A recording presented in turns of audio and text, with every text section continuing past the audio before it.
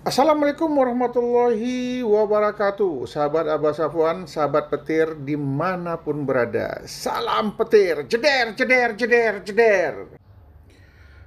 Hari ini saya ingin mengajak sahabat petir untuk mengetahui negara-negara mana saja yang melegalkan dan negara mana saja yang melarang kripto ini. Ya. Jadi banyak negara yang setuju adanya uang kripto ini dan ada negara yang tidak setuju ya. Ini yang mau kita bahas hari ini.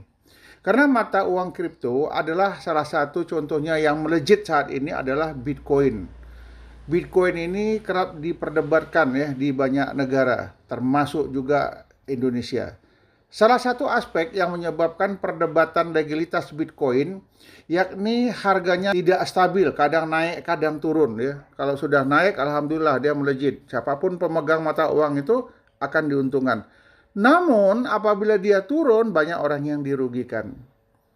Di Indonesia sendiri, perdagangan mata uang kripto diatur oleh Badan Pengawasan Perdagangan Berjangka Komoditi, yaitu Bapeti, ya, Kementerian Perdagangan. Jadi uang kripto itu di bawah Kementerian Perdagangan, bukan Kementerian Keuangan. Kenapa demikian?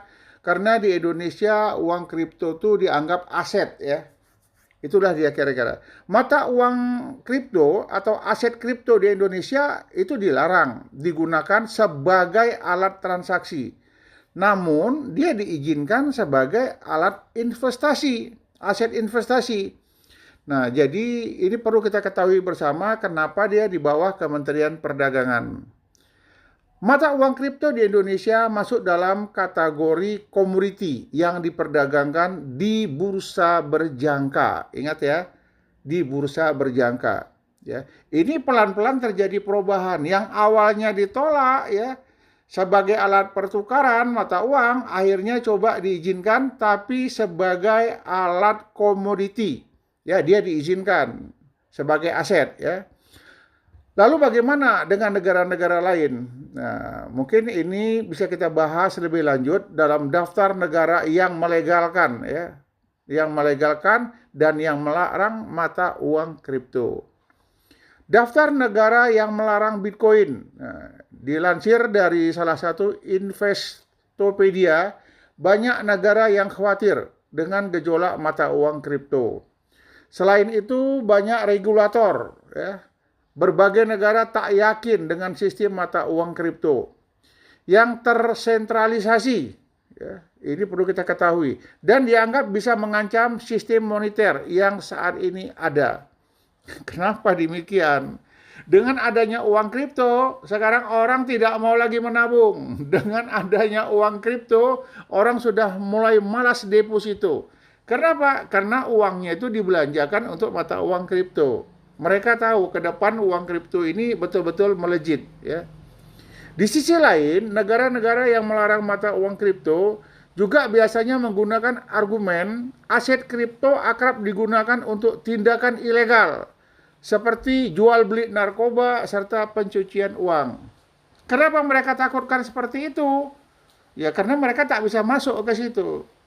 Ya kita berharap negara-negara yang melarang itu cobalah negara itu pelajari dulu kripto itu seperti apa. Ini kripto ini nggak bisa dicegah lagi.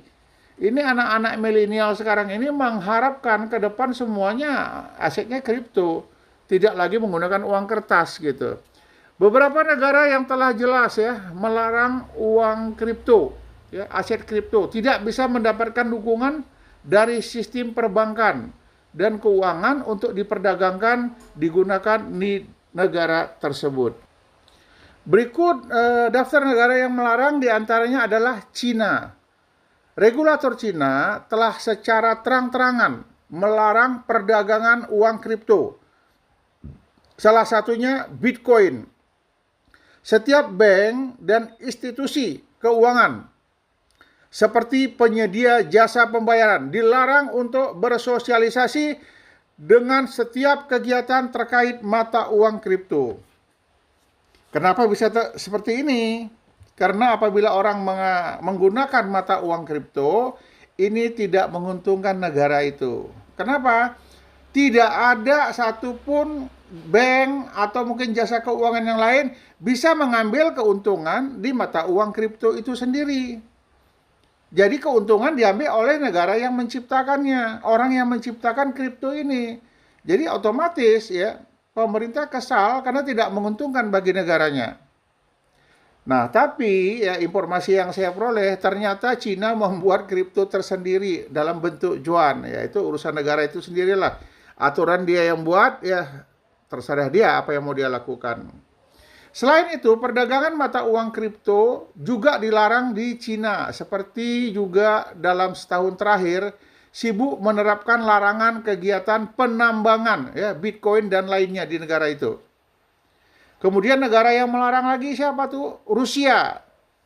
Pemerintah setempat tidak memiliki aturan sama sekali yang terkait dengan mata uang kripto.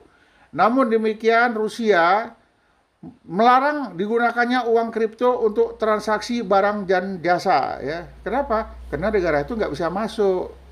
Kenapa? Kripto itu punya aturan sendiri, tidak mengikuti aturan negara itu. Maka banyak negara yang menolak. Siapa lagi? Itu ada Vietnam. Pemerintah Vietnam dan bank pemerintah setempat menegaskan mata uang kripto bukanlah metode pembayaran yang legal. Meski di sisi lain tidak ada regulasi mengenai mata uang kripto sebagai aset investasi. Ya. Negara menolak, tapi rakyatnya banyak yang ikut. Ini sedap ini gitu. Siapa lagi yang melarang? Bolivia, Kolombia, Ekuador. Ya, ternyata negara-negara ini sempat melarang, tapi akhir-akhir ini banyak terjadi perubahan-perubahan kebijakan di negara tersebut.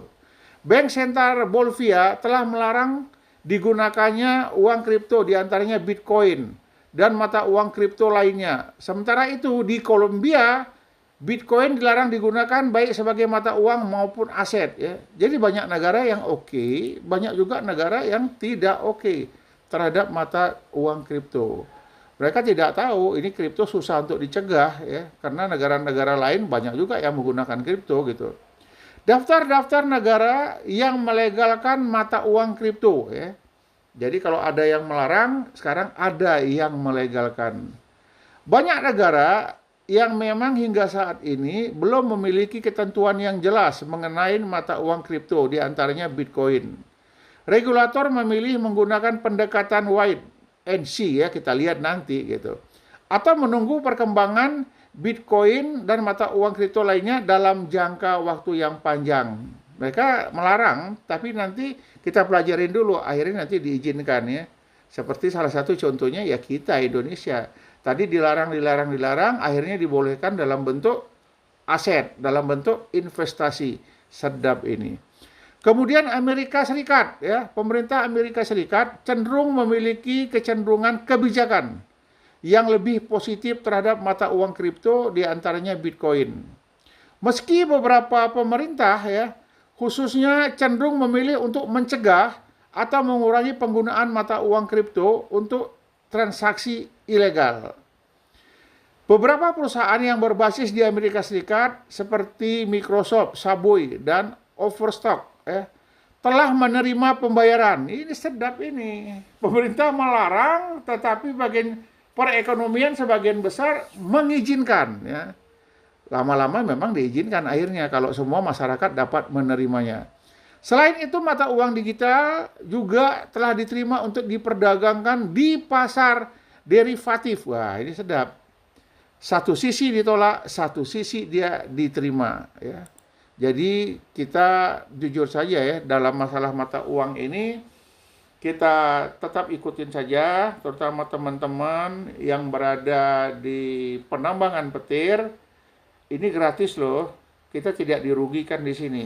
Jadi kita nggak perlu khawatir, kita nggak perlu takut. Pelan tapi pasti yang namanya Pi Network ini benar-benar mulai meroket. Pi Network ini benar-benar mulai melejit.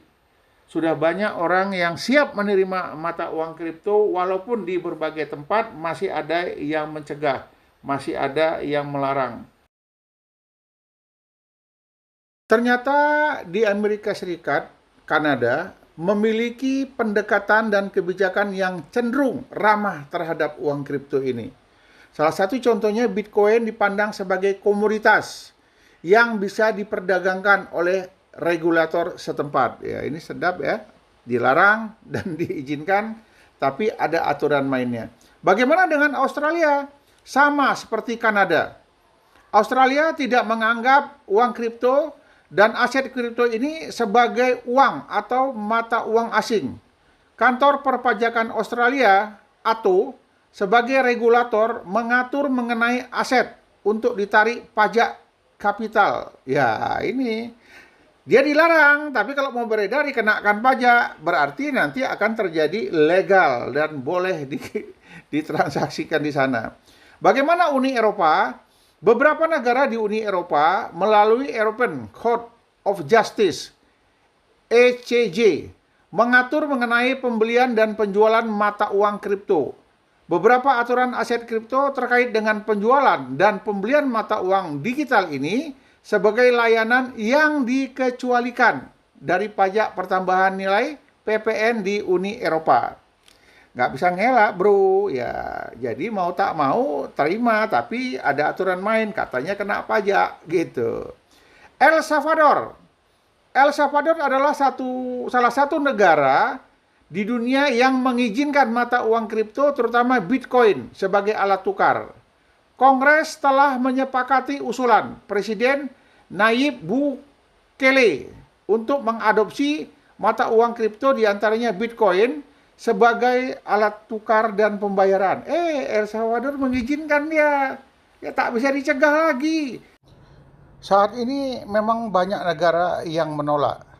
Namun pada akhirnya mereka menerima kripto dan membuat aturan-aturannya.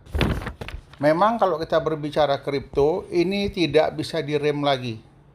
Terutama ini angkatan milenial ya. Mereka juga ingin instan, mereka juga ingin segala sesuatunya itu mudah, tidak sulit. Makanya mereka menginginkan kripto itu terus tetap ada. Jika ada negara yang menolak tentang kripto, berarti dia menolak pendapatan bagi negaranya sendiri. Ini perlu diingat dan ini perlu diperhatikan bagi negara-negara yang ada. Jadi bagi penambang petir, komunitas Pi Network, berbahagialah kita yang terus melakukan penambangan-penambangan. Pada saatnya nanti kita akan mendapatkan hasil apa yang kita inginkan. Sehat-sehat selalu penambang petir dimanapun berada. Semoga kita ke depan nantinya masih bisa mendengar, masih bisa melihat perkembangan kripto. Insya Allah mudah-mudahan di bulan Maret atau bulan April ini sudah mulai launching dan nilai untuk Pi mungkin sudah ditetapkan ya.